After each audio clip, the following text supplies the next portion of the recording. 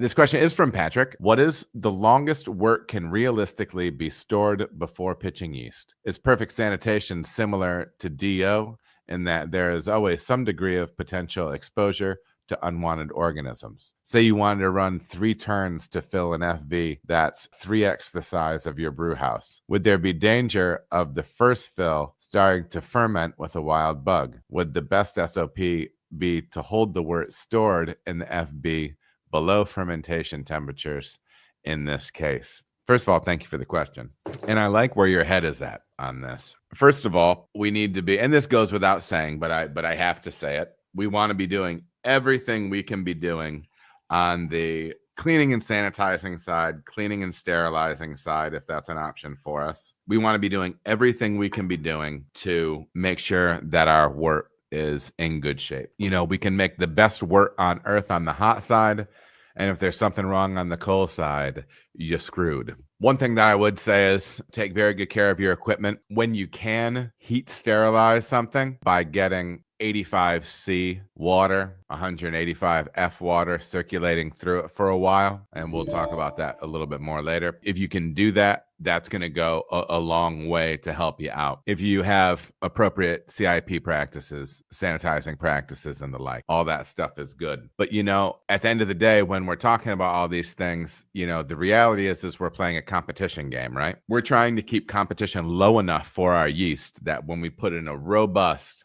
appropriately measured pitch of yeast into a beer, that they're going to be able to outcompete anything else that's in there. Because there's something in there. There's something in there, you know, more than likely, right?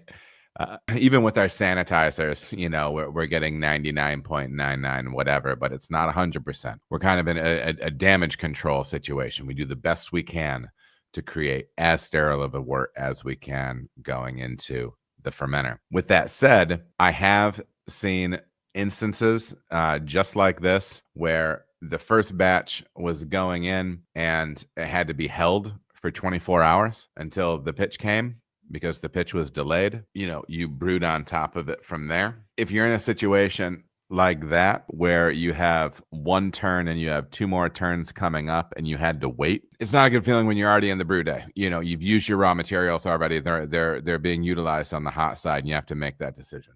It's not something I'd be excited about. I've seen it done. In a situation like that, I might be tempted to delay the double brew that's going to go on, that's scheduled to go on top of it that day you pitch the yeast, because your yeast was originally meant for that first pitch and have the chance to grow overnight, right? And now it didn't have that chance, and then you're going to slap 2 more turns on top of it. So that end of it, I would look at as well. From a sanitation standpoint, I'm going to leave it to your best judgment. When I was at a place like Sonder, we had an ATP tester.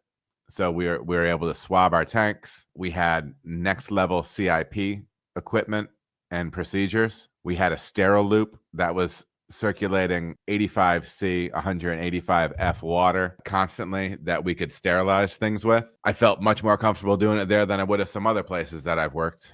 You know what I mean? But that's the way that I would approach that, because again, I wouldn't want to go longer than that at all either. And you know, maybe hit up your yeast manufacturer too and kind of see what they say. I have a feeling they'll tell you something similar to what I just said. But yeah, that's my gut on it, Patrick. Best of luck to you, man. Appreciate the question.